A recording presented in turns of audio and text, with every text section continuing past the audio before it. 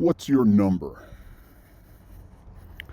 If you had an emergency at 3 a.m., how many people can you think of right now that you could rely upon to take care of your children? That's the number. What is your number? How many people that you can think of right now that would take care of your children in such an emergency? Hello, and welcome to My Daily Walk, the show where a Hollywood guy, that's me, walks around and talks about anything and everything except the things I'm contractually bound to conceal. If you want to get in on the conversation or suggest a topic, tell me how much you're enjoying this podcast, or tell me get a life and go do something else. I'll read it on the show. And this is the day normally that I would do that. Freeform Friday. So welcome to Freeform Friday. If this is your first time listening, well, email me. And I should probably tell you the email address. The email address is very simply the name of the show, MyDailyWalk at thiswaytv.com. MyDailyWalk at thiswaytv.com. That'll come straight to me. I will read it on the show. I will not disclose your personal details. I won't even tell your name, gender. That's just my rule. I don't want... Those details really aren't important. It's just facts about you or me that they're identifying markers, but who we are is not those things. Like who we actually are is not those markers. So it's not important. I will just put a city, maybe in the subject line, just the city. It could be where you are now, where you were born. It could be just pick a city off the top of your head. I'll just read the city. You can self-identify as the city name, whatever city, and state or country. So if it's not like if it's Dallas, we all know where Dallas is. But if it's Paris, Texas, we would want to know that, for example. So those are okay. There's some of the programming notes. Welcome to the show. Freeform Friday. Every day of the week has its own theme. Monday's a meditation. It's typically more spiritual than any of the other episodes, but I do wax spiritual quite frequently. I don't know. It's just what happens. This is extemporaneous. That's the experiment. The show is an experiment, and many other things, but it's definitely that. And so I'm just speaking off the top of my head. So Meditation Monday is spiritual. Tuesday is Life Lesson Tuesday. Still working on the names of each show. It's like 5 different shows. Life Lesson Tuesday. Something. Life Lessons with the Hollywood guy. Those are just my... I was going to say childhood stories, but there's plenty of stories from all different parts of my life. I jump around all the time. Next week, I'm going to be talking about something that happened less than 2 years ago. Yeah, so life lessons. You can learn them every moment. Learn the lessons that life is trying to teach you right now. Life lessons. Oh, that's a good log line for the show. Learn the lessons life is teaching you. Life lessons. Then Wednesday, that's just free, not free form. I have this list of topics that's getting longer and longer, and it's like some of them fit in the other themed shows, but some of them don't fit in any theme or category. And that's Wednesday, topical Wednesday, just whatever. Here's a word that I wrote down, or 2 words that I wrote down. Let's meditate on that for a while. That's what the Wednesdays are. Thursday, Hollywood theme. Hollywood theme Thursday. Hollywood theme Thursdays.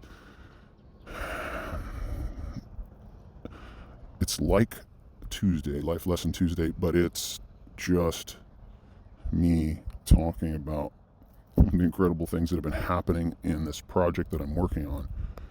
So Hollywood theme, and it just, I can't talk about the details of it, or well, yeah, I'm avoiding a bunch of the details. I'll be able to tell more and more incrementally, but at this point I'm just not going to tell much about it, but I can talk about all kinds of other things that I've learned and am learning in Hollywood. So that's Hollywood theme Thursday. Freeform Friday, here we are.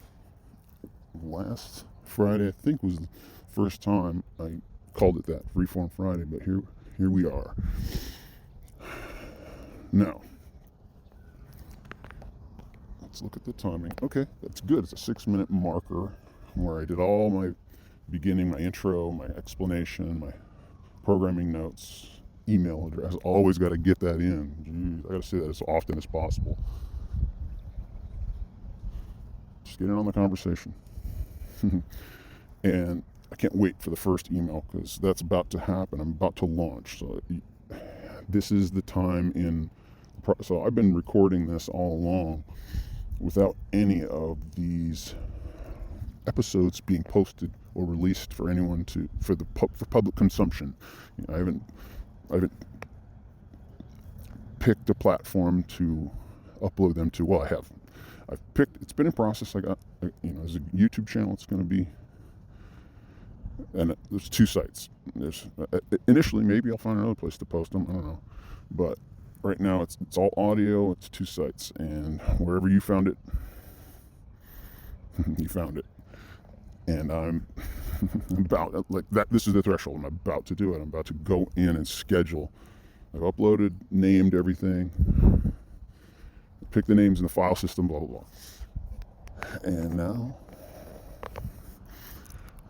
we get to the topic. So I did all the programming notes, and we get to the topic.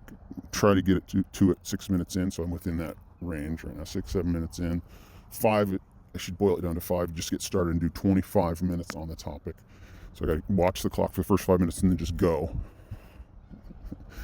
And I check every now and then. I haven't gone past the 30-minute mark. And that's the thing. It's like, what if I got so engrossed in a subject and I lost track of time completely and went past that mark? Will that ever happen? So far it hasn't. And there's no editing. Sometimes I'll pause because something loud is about to happen. Really, it's just for that. I got to get past a noisy spot in my walk, and right now I found a spot that I love, and I'm just walking back and forth because it's just good audio here. It's a larger park. See, I got distracted there, but I do often talk about the environment I'm in because I'm walking constantly. Like when I'm doing this, I'm walking. That's my daily walk. I walk a half an hour a day. Well, I walk more than that a day, but this is meditation, the whole thing. Even it's called Monday meditation, but it is. I'm thinking about the project I'm working on, and I'm thinking about my life and everything that's going on. So that intro today popped into my head as I was coming over to the park. It just popped into my head. I was like, I'll start it with that. And the train of thought that brought me there, how many people in your life, that number, how many people are in your life that you could depend on now, essentially, and in dire circumstances, something catastrophic has happened in your life, as occasionally does. Something devastating happens fairly regularly. At intervals, maybe. I don't know if they're measurable intervals, but we all suffer loss, or, well, that's what it is, suffering loss. People, usually. People in your lives. Traumatically affected by something. Well, so, what brought me to thinking about that is the friends that I have. I was thinking about a friend and trying to categorize like all of our friends. You have a unique relationship with every single one of them, and you relate to people in different ways on different subject matters. And this friend of mine, he's a theologian. He's a professor he's been at universities and colleges. I don't know where he's working right now, but I think I do, but he's an Old Testament professor. I love my conversations with this guy. Any subject we talk about is riveting and captivating and life-giving. So I'm spontaneously dwelling on my friendship with this one particular person. I just think he's supposed to be in my life. It's clear. Well, it's kind of a redundant thing to say. He's supposed to be in my life. It's everything that happens to you is supposed to happen. Here I go. I'm waxing spiritual. I was about to say a word. Providence, yeah. So let's get back to the subject. But this guy,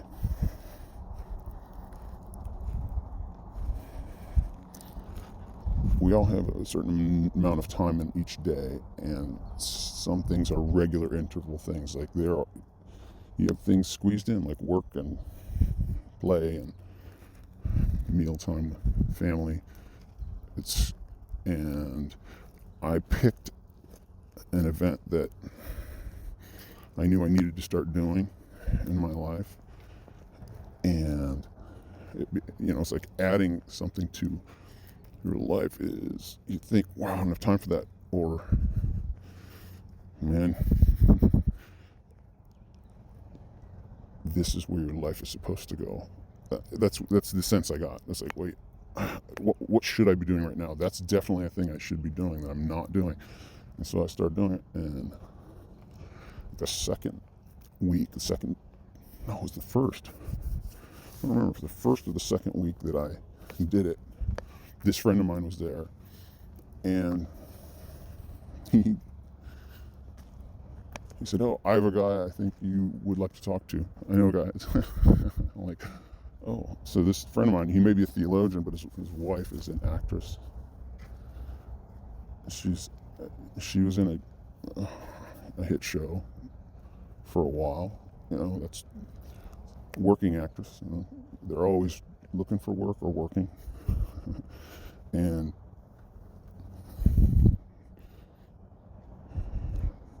I'm not saying the person he was introducing me to was in any way associated with his wife's career or anything. I didn't mean to make that implication. That occurred to me. It's like I might have sounded like I was making that implication, but it's just she knows about the project I'm working on, and he does too. The intimate details, like they did sign non-disclosure agreements, both of them, he and his wife, and it turns out it's something he cares about, and he said, I have somebody you should meet, which means he is thinking about this project, or it was probably inevitable in this other friend he has that I think he meets with regularly. I think they play golf together or something. And he said, I think you would really enjoy meeting this guy, and he would really be interested in what you're working on. And that's like, I think not verbatim, but that's a summary of his email to me. He put me in touch with him, and I'm about to meet with him. That's why I'm doing this episode right now. It's perfect, like Freeform Friday. I have no idea what's going to happen in this meeting. No idea, but I do feel like it was supposed to happen. Like intended, like prearranged, like there's no...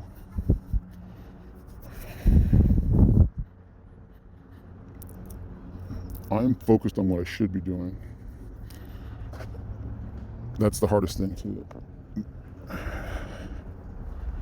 That's the hardest thing to reconcile with. It's like, I feel like there's so many other things I need to be doing, but I gotta stay focused on this one thing. And it's gonna feel like I'm laboring or I'm going through a process. I'm going to cut myself off right here because I'm thinking about important things that are coming up, and I can't disclose a bunch of it. So let me just continue on with the previous train of thought. The guy is just the few details I know about him to me are like, whoa, that is the exact type of person I've been hoping to meet. He's I don't want to give too much away. I just want to. I had been thinking, like, I can't wait to meet this. Just because of the subject I'm working on, I know what type of people will be interested in it, and I already have the most important relationship I need, like the rights to the pot of gold, the rights to the buried treasure. Like, I came across a buried treasure like a pot of gold, and there's a person who has the rights. Like, that is not your pot of gold, that's his pot of gold, and he doesn't know what to do with it. No, it's not he didn't even realize what he was sitting on. A pot of gold. He didn't realize he was sitting on a pot of gold, and no one else had even approached him about it. I can't say that. Lots of people approached him about the wrong thing. Okay, so he owns something that some people know about. There's a portion of the population that knows about this story, and they're like, oh, I think it should be told like this, and I think it should be told like this, and no, I think it should be told like this, and they're all fighting. They've been fighting for a while, and also running into the blockade of not having secured the rights. It's like they want to tell the story, but nobody even considered the rights. Not recently, because the story has been around a while. It goes in cycles. Like, somebody came to them a long time ago. Well, previously, a couple decades ago. And nobody asked them. Like, everybody had their own ideas, and nobody even asked them to do the true story. Nobody even asked them, let's just find out what actually happened and tell that. At least there's a memoir, and there's a whole bunch of research. I've been in history departments. I've been in archives. I've been finding out the facts. That word, the facts. Well, I should do a whole episode on that. The facts. What does that mean? What's that word even mean? Is there such a thing as a fact? Ooh, I broke my rule. I sat down. Well, I was trapped by 2 lawnmowers, so I sat down there. I have been. So I have a relation. That guy, I have that relationship. He's a friend. And that's the only way I could even. Was more than a friend. He's more like family. The guy trusts me, and he gave me exclusive rights to tell the story. And then this story means something to a lot of people. It's very meaningful to a lot of people, and I know who it will be most meaningful to.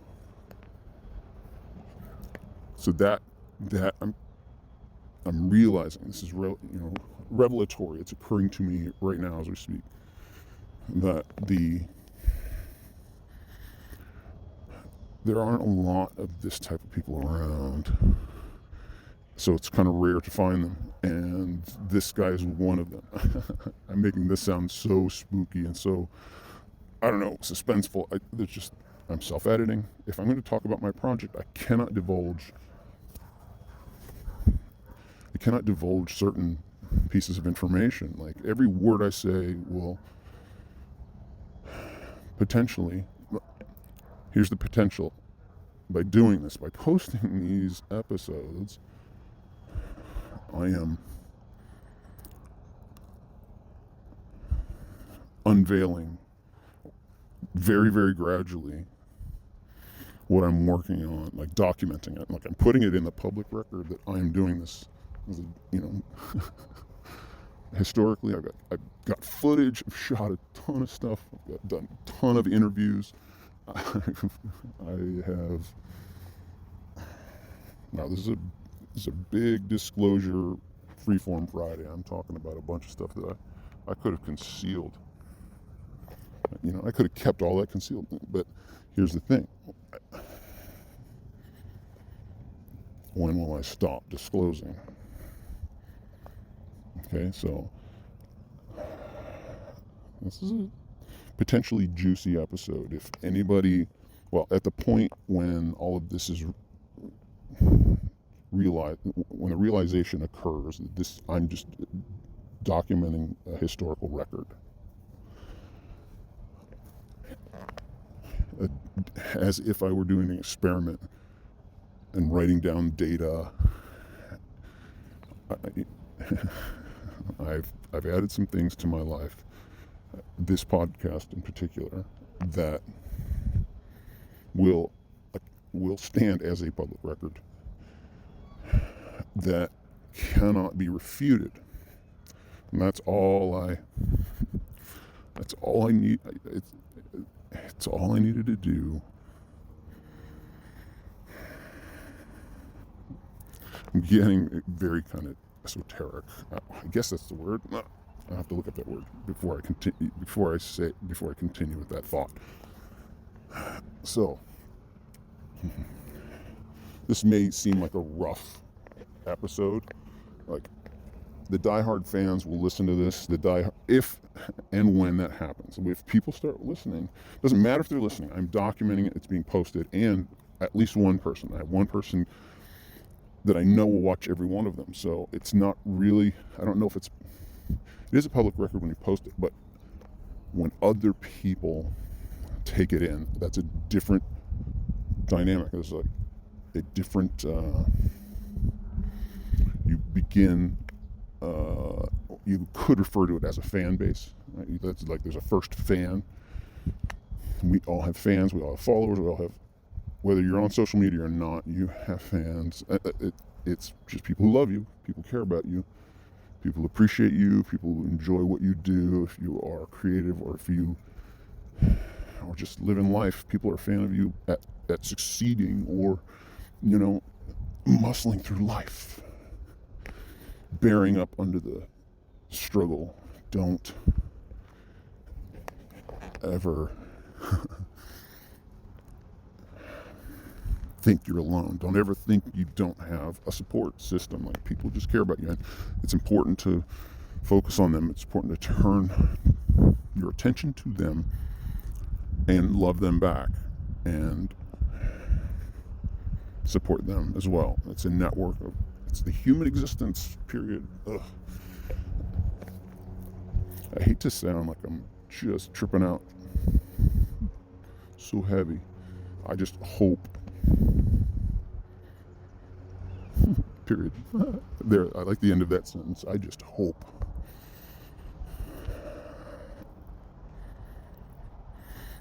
Yeah, that's the fuel of life, hope. You move forward each step with hope. There's some certainty. Yes, I am accustomed to the gravitational pull of this planet, so I know with certainty when I shift my weight, I will be supported and propelled forward. But there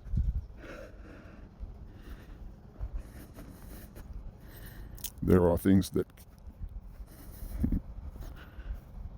lie ahead that we hope for. There are things in our path because we are picking our direction. You think of a path as just one thing that connects the other, a straight line. I got to get from here to there. and that is when you're walking, you're going in one direction, but then you turn. So your path, it was windy. We all have windy paths. Watch, I'll turn around and I'll walk in the other direction. But it's not about this physical spot right here, right now. The path is from A to Z. That's the path. There's a totality when you begin, and is there a Z? You ever arrive at Z? I don't know. You're in the middle of it right now, but you look around and see, lots of people arrive at Z, but is death, is that Z is death? Yes, I answered the question for you. Is death Z is the actual question. Is death Z? That was a metaphor or an analogy I was using, but I don't actually think. I do believe birth is A, or conception is A. You start at a point. You were conceived. Conception is A, and then Z. Did I go over my time? Did I lose? Oh, good. I don't want to lose this train of thought. I also need to keep my eye on the clock. Yeah, I used an analogy. A to Z, as in a lifespan, the path. The path is A to Z. That's how I got to that metaphor. But the metaphor breaks down, I think, or maybe not. That's how the way you talk does it reflects what you believe. And so if you use a certain metaphor, better be careful that you understand the metaphor completely. And Z, life to death, there's a theological subject that I'm not clear on. It's the hell doctrine. I mean, I understand the separation part. I understand the logic behind the separation part, but I don't know this. I don't really understand there's accurate speculation. There's going to be a speculation about what that is. That a finality, or is it an enduring state? So is it finality, or is it an enduring state of being? So the Z in that case, if it's finality, the Z is death.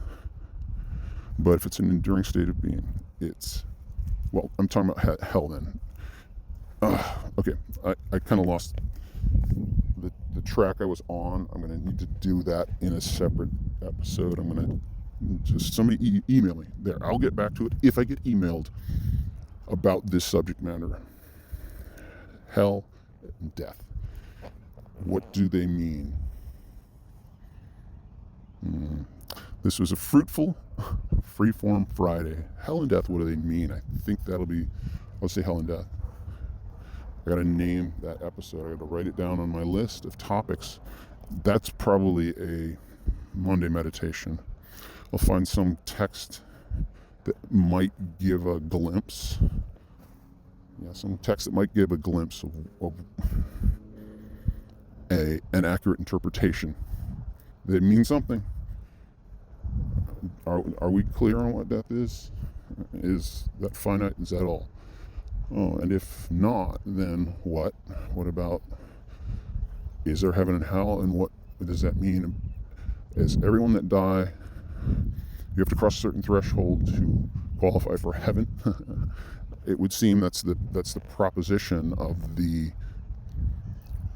I think that's the theology, that you have to cross a certain threshold. There's a certain belief threshold you must cross. You have to take some facts as difficult to believe as they are, but you have to take them for fact. That's another topic.